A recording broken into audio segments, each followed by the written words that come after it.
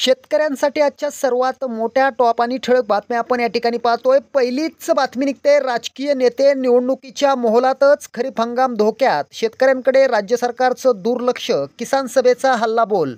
पुढली मोठी बातमी निघते, 2 दिवस थांबा, सगळं सरळ करू, शेतकऱ्यांच्या प्रश्नावरून शरद पवारांचा सत्ताधाऱ्यांवर निशाणा। पुढली मोठी बातमी निघते, कांदा खरेदीचं उद्दिष्ट 5 लाख टनाचं, खरेदी मात्र 24,000 टन, सरकारी खरेदी केंद्रांना लागणार टाळे।